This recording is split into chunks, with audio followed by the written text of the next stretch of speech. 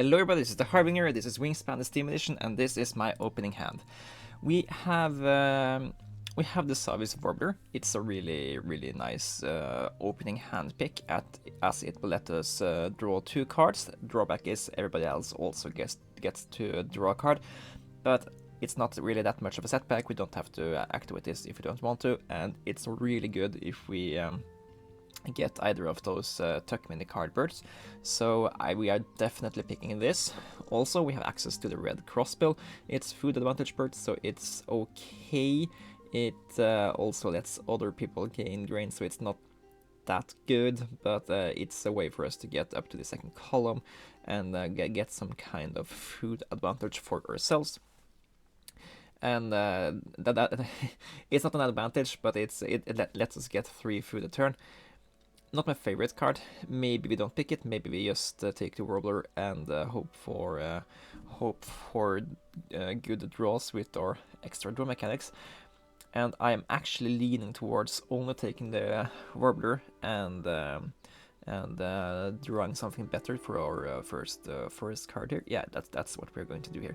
Take the vertebrate. Let's take. Do we take the fish or do we take the rodent? I think we take the rodent, as fish is mostly for wetlands birds, and we don't need our future wetlands birds played before we have gotten something played in the forest anyway. Consecutive birds in wetlands with descending or ascending wingspans. Let's see. I am looking a little bit at this yellow-headed blackbird, and it is playable with ascending wingspans together with the warbler, so it's possible.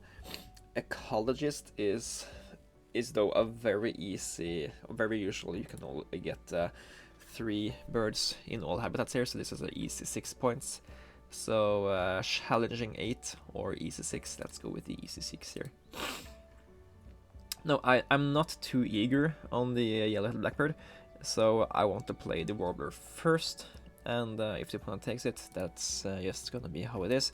Then they spend an entire action to pick up only 1 card, and we will spend our action picking 4 random cards. But we get it, which is good. We also get a common cocoa. Now, this changes things a little bit here. This bird will let us have the access to gain free eggs for our warbler here, and I'm quite certain the opponent should be laying a few eggs over the course of the game. So this is a high priority for me to get out. Is it high enough priority to not look for something better in the forest? I don't think so. We could, for example, pick up and play the yellow-bellied sapsucker, which gives additional food, but only to us. I think that's a valid play. It also gives the food we need for the common cocoa. Common cocoa could be played in the grasslands, as we also had a yellow-headed blackbird to lay eggs for us when we want them. So I think this is a good plan going forwards here. We are getting quite a few cards to the opponents, but we are getting so much more value out of it ourselves here. Now let's play the sapsucker in the forest where it belongs, so it can get us 2 nectars and a vertebrate here. Then we're gonna use that to play the common cocoa, unless the opponent already laid eggs this turn. They might lay eggs before we get that additional value out of it. If so, that's gonna make me just a tiny bit sad, but it's okay. It's the course of the game.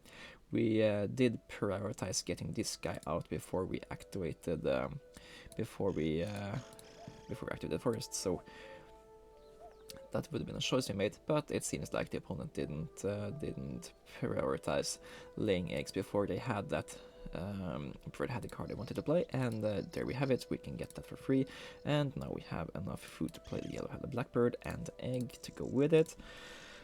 And this is a pretty good start, I'd say. We have we played let's see,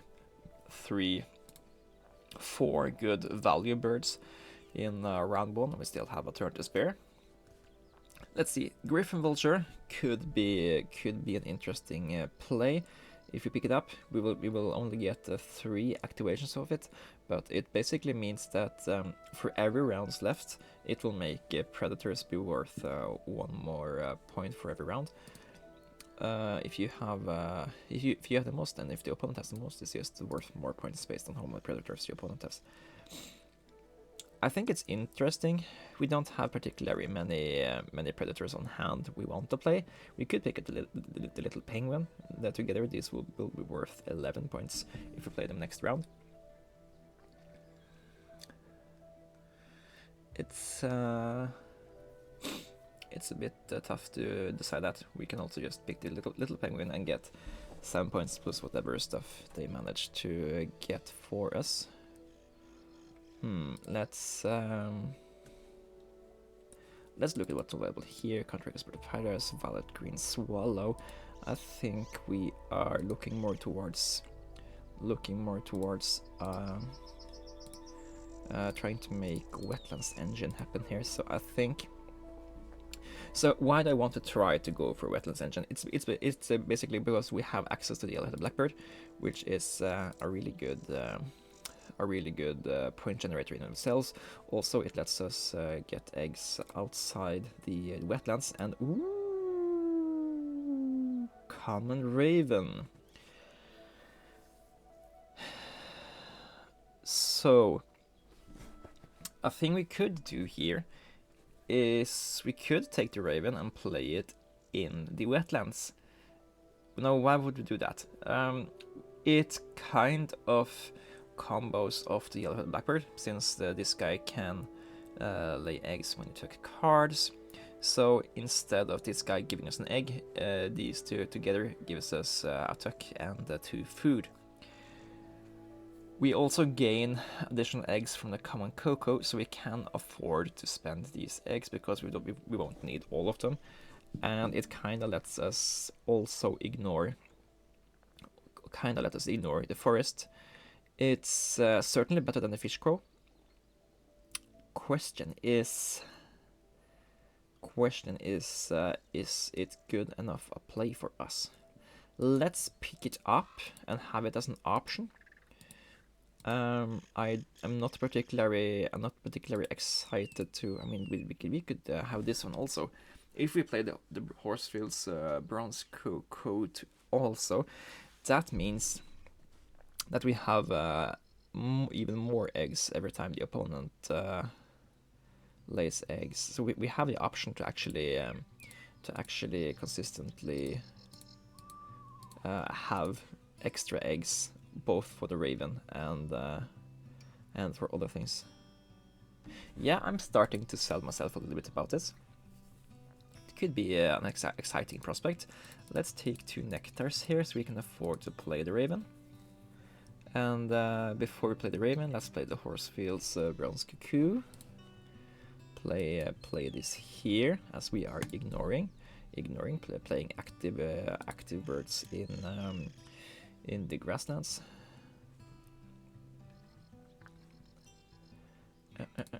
And here we are getting 2 more free eggs. Awesome. Yeah, we can certainly use this advantage to play an off grasslands raven here. They are not that common, but they can be pretty effective even though. So why is this so effective? We basically have all the eggs we need. All the eggs we need from all the eggs we need, all the cards we need, and all the food we need from the same habitats here. So yeah. So yeah, we just use this habitat here to gain all the resources we need, and we play high power birds in other habitats. For example, this is a tailed flycatcher. It's not an effect you prefer to activate, since it also gives your opponent food, but it's totally fine to play just for the 8 points. And to oops, don't skip. We are taking 1 more here, and another really good point bomb here. So yeah, also getting further up here, so you can lay 4 eggs every time you activate here, is also decent. Now, which birds are we focusing on playing first? I like to prioritize getting the habitat we are building up first. So let's play the violet green swallow here. Spend eggs off the warbler, since it's the only bird that can take the eggs from the bronze-field cuckoo until we get the warbler up. Now we should play the carrion crow. Carrion crow, it works the same as the great giant vulture we had access to earlier. It needs either us or the opponent to play predators. We haven't, so it's not a good bird for us to play. Eastern screech owl, not really particularly a great bird either. So let's just go down here. Look for more good cards for us to play. Bell's Rio could be one. Let's tuck the birds we aren't playing here. 3-pointer with an activated ability we aren't going to activate, ain't that good. Let's eat the yellow-headed blackbird's egg and not take nectars because this is the last turn of the round.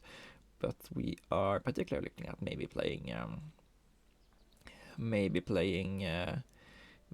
the Bell's Rio early next turn. So take these foods. Then we are gonna take this guy. It's only 5 points and we're not activating it. Oyster catcher, cooking marrow. Neither of those are good for us, but it's fine. We can use them as taking fodder. What we're really looking for here is the common shift chaff, as it will be really good at turning all of these cards we have here into additional points. We need to make sure the opponent doesn't get access to the Greater Flamingo, as we will go here a lot. And them having the Flamingo could be really good for them. I don't think the opponent is going to let us have a powerful Flamingo either, since we are telegraphing that we are mostly going here. So let's just tuck it and take the key, for example. We're gonna take some nectars here and tuck a card. We don't need the Blackbird Mapei. Opponent aren't playing predators. Let's look for something more good here. Plains Wanderer will let us pick up a really good bonus card if we play our cards right here. Now, it's getting a little bit crowded here. I think we should prioritize to play the where is it? The Bell's Rio for now. Play that for that food cost, because I want to get up. Here so we can get access to 4 eggs turn if we are having to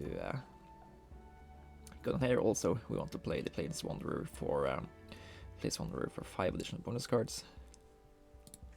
Let's go there, and we can choose multiple habitat birds. Yeah, we are only 1 short of the 7 points there, so we are definitely taking that, even though the other one in theory could make us more points if we are really working towards it. Now, another thing we could consider is playing the Bruised Blackbird. The Bruised Blackbird is a 3-pointer, but every time we activate it, we have a lot of cards to spend to it too. We get 2 additional points, so it will be 3, then 5, then 7. But it's only towards the end of the game when we are going over here to point dump.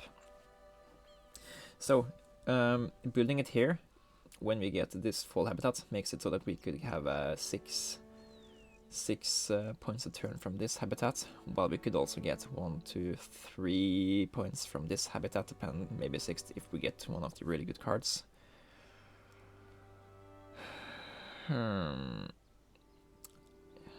Yeah, let's just dump out some of the good cards you haven't picked up. For example, the photo from New Warbler. It's also lots of food for the round and gold here, and it's more nectars to the forest, so all power to them.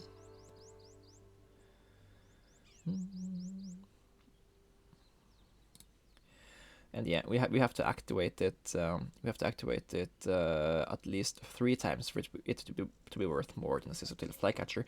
And yeah, I think we are just prioritizing to pick up and play good birds here. Let's look at what more is available. Neither of those are what we want. Discard that egg. Take 2 nectars. discard that food bird, get another egg, and try to find something good here. Nope. So the bad thing about this thing here is, as you can see, if you can't get one of the cards you really want, you are kind of screwed regards to the amount of stuff you will have remaining in your hands here. Let's see. Let's play the key, as we need to spend our food.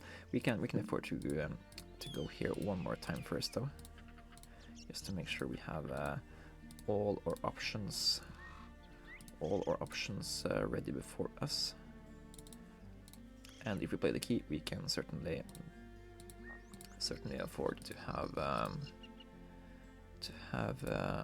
a gray catbird. The gray catbird is a powerful bird if we get to activate something other powerful too, but I don't know if that's the case here. So let's just play the key for this power bird here, and but yeah, we want something else in the platform builder, so let's just spend all the food we have available to us and see if we can get something better. Visionary Leader is gonna be really easy for us to to do here, so yeah. Usually Visionary Leader is a crap card because it forces you to want to have cards at the end of the game that you can't use for other stuff, but this time we already have that. So it's not that bad of a pickup for us. And yeah, so we are now in the part of the game where just doing this because it's really valuable might be a really bad play. So instead, let's start to convert our many resources here into points.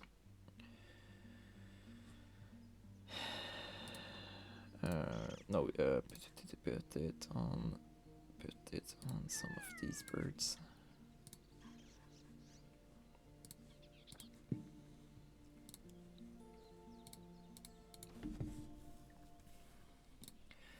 Okay, we have 3 food here. We can play a lot of. We have a lot of options the bird you can play. Yeah.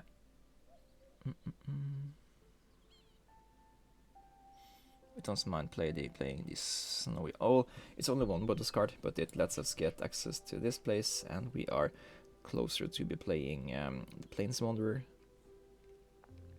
So I like that. Consecutive birds, okay. So we need to play something larger than a key here to get those points. We could, for example, play the red-tailed hawk. Yeah. It's only at 3 points, so it basically makes it so that the red-tailed hawk is worth 3 more points. Don't know if that's the most exciting thing we can do. We could also consider playing the Rubik Crown Kinglet into something even smaller, which we don't have access to. Yeah. I think we would just be happy laying an egg here.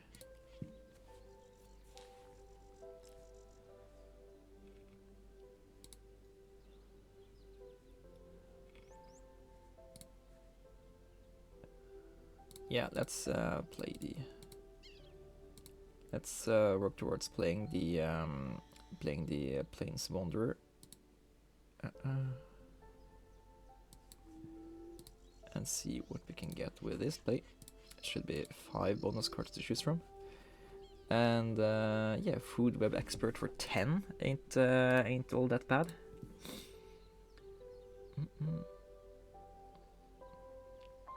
That actually does something weird. It makes it so that the oyster catcher is maybe slightly viable.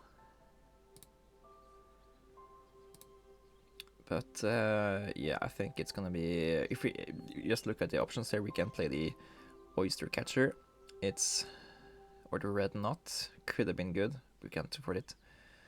Let's see, we have ecologist, which means that if we play another bird here, that's worth more points. So we should definitely play something in the forest.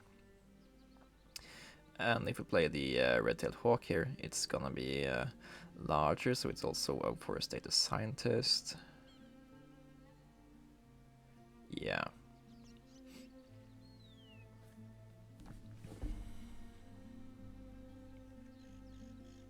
Do we have any other options than the red-tailed hawk? This is our last play, so it needs to be the best. We could, in theory, play the ruby crown kinglet into Lincoln Sparrow. They are equal size, so they count as ascending or descending birds.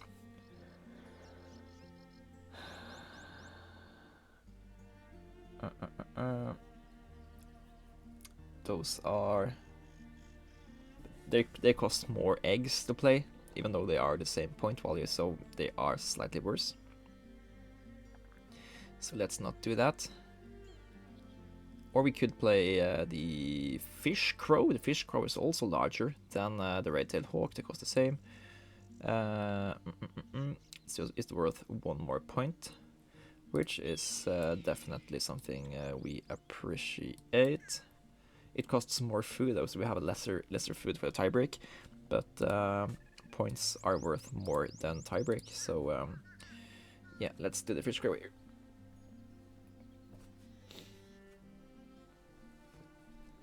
Yeah, it was food left in personal supply. As the running goal, I should have checked how we looked there. Maybe playing a bird at all was actually a mistake there, and we could have just laid 4 eggs or something.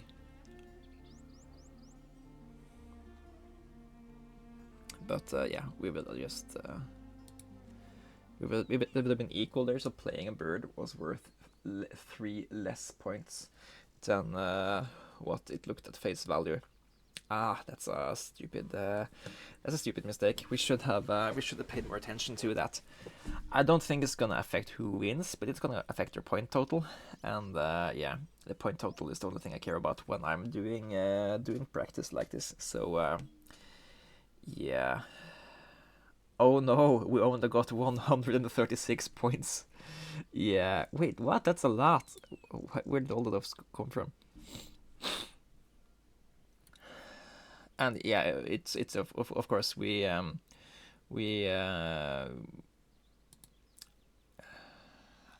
don't think I realized at the time, but what we actually did here was that we built out the wetlands habitat with the purpose of maybe doing a tucking strategy, but then we got the common raven, and we had access to all of these eggs, so we put the raven in the wetlands instead.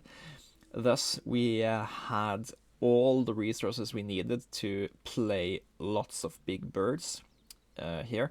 And when I say big birds, I don't mean just 7, 8, 9 pointers, because that's not what we played. We played a lot of bonus card giving birds, where we got a lot of options, and we played a lot of bonus cards that gave us a lot of points there. So this is 8, 7, 7, 3, 10. So yeah, we had how many points from bonus cards? We had 35, in addition to the 53 we got from playing birds. So yeah, we got 88 points from these 2 areas here. And yeah, the additional 8 points, 11 points from trucking, and 5 points from eggs. Also pretty good. And we also got 32 points from the round and the goals and the nectars. So yeah, sometimes playing off grasslands ravens can work, and in this instance it really did. I think it mainly worked because we had access to gaining eggs also in wetlands, and we had surplus eggs from off-habitat egg layers in the common cuckoo and in the Horsfield's bronze cuckoo. So Yeah, I think this game here was nicely executed. Except from that we maybe shouldn't have played this fish crow at the end here. It looked like a 6 point play here. Then we deduct 2 points from the eggs. We got 2 more from ecologists, so it's back to 6. We got 3 more from forest data analysts, so it's up to 9 points. However, we lost 3 points compared to our opponent here by not paying attention to the supply here. So we could have so it's back to 6. We could have gone here for 1, 2, 3, 4 points. We could have gone here for 1, 2, 3 points. Yeah, no, maybe it was the best play, and I'm just beating myself up for it without having to. Yeah. Also nice to see that Visionary Leader finally gets picked by me, and we've finished off with 19 more points, 19 more cards in our hand. But just imagine how nice it would have been if we picked the common shift shaft and we got to, for example, put it over here or put it over here and just turn all of these excess cards we picked with Service Warbler, of course, the game into tucking cards here. That would have maybe propelled us over 150 points, because these 19 cards we have left in hand, they could have been 19 points if we have gotten them here. And yeah, we can't really play with the cards we didn't get. We need to play with the cards we do get. That's kind of the core of Wingspan. But that's it for this game here. Thank you guys for watching. I'm the Harbinger, and I will see you guys in the next one. Bye bye.